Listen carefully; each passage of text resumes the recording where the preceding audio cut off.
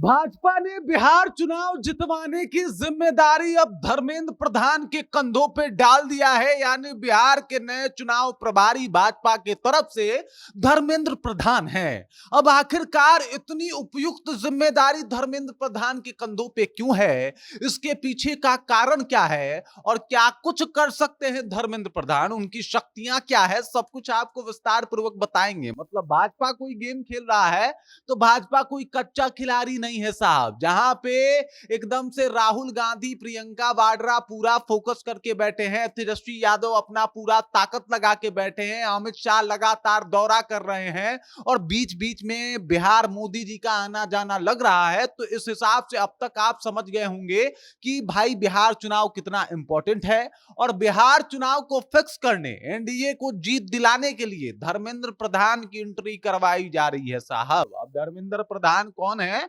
ये आपको जानना चाहिए, पूरी कहानी आपको बताएंगे, धर्मेंद्र प्रधान के बारे में भी आपको जानकारी देंगे। लेकिन उससे पहले मेरा परिचय जान लीजिए। मेरा नाम है रजत और आप जनता जंक्शन देख रहे हैं। देख लीजिए, ये जो आपको तस्वीर में ये जो शख्स दिखाई दे रहे हैं, इनका नाम है धर्मेंद्र प्रधान।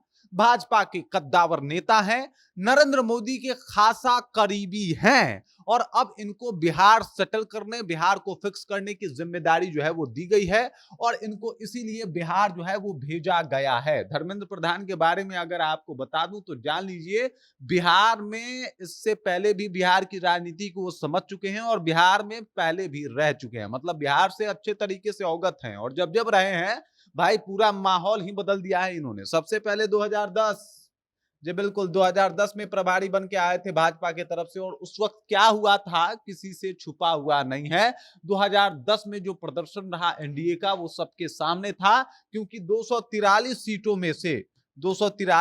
में से एनडीए जो है वो 206 सीटें लेके आई थी और ये बम्पर जीत माना जाता है, नीतीश कुमार के पूरे करियर का सबसे बड़ा जीत माना जाता है। और उसमें जो अहम भूमिका निभाए थे उनका नाम है धर्मेंद्र प्रधान। उसके बाद की अगर बात की जाए तो आपको बता देता हूं कि धर्मेंद्र प्रधान आए थे 2014 में और 2014 के लोकसभा चुनाव में उन्होंने किस तरीके से भाजपा के लिए पूरा माहौल बनाया था और भाजपा को 22 सीटें अकेले भाजपा को जितवाया था, ये भी किसी से छुपा नहीं है। और इसी वजह से जेपी नड्डा ने धर्मेंद्र प्रधान को अब इस बार भी जिम्मेदारी सौंपी है। यही नहीं, 2024 का लोकसभा चुनाव, उसमें भी धर्मेंद्र प्रधान ने अपनी अहम भूमिका निभाई थी। उसके बाद इससे ज्यादा अगर अनुभव की बात की जाए, एज ए प्रभारी बन के चुनाव लड़ाने और पार्टी को जो है वो एकत्रित करके चलने की बात की जाए तो उत्तराखंड, पश्चिम बंगाल, बिहार, उत्तर प्रदेश, इन सब जगहों पे धर्मेंद्र प्रधान को भेजा जा चुका है। मतलब हमारे यहाँ होता है ना कि डॉक्टर स्पेशलिस्ट होते हैं कुछ चीजों के, जैसे कि कोई हृदय रोग विशेषज्ञ होता है, कोई आंखों का डॉक्टर होता है, कोई मुंह का होता है, कोई दांत का होता है, ठीक वैसे ही ये चुनाव स्पेशलिस्ट हैं भाजपा के। और इनको जहां भेजा जाता है, मतलब इस काम के लिए भेजा जाता है कि भाई वहां पे काम अधूरा ना रहे, मतलब काम पूरा हो जाए। और धर्मेंद्र प्रधान को बकायदा पता है कि यहाँ पे किस तरीके का जातीय समीकरण है, उनको बकायदा पता है कि कौन से सीट से कौन सा उम्मीदवार कितना बेहतर प्रदर्शन कर सकता है, उनको ये पता है कि आखिरकार कौन से उम्मीदवार के सामने कौन से उम्मीदवार को उतारा जाए तो इसका परिणाम एनडीए के फेवर में होगा। तो अब ये पूरी रणनीति धर्मेंद्र प्रधान की जो है वो बिहार पहुंचने वाली है और अब एक बार फिर से बिहार में प्रभारी के तौर पे धर्मेंद्र प्रधान लीड करने वाले हैं। नाम में ही प्रधान है भाई, और प्रधानमंत्री के ये खास भी हैं। और अब बिहार के प्रधान ही समझ लीजिए इनको, जैसे प्रभारी उनको बना के भेजा जा रहा है।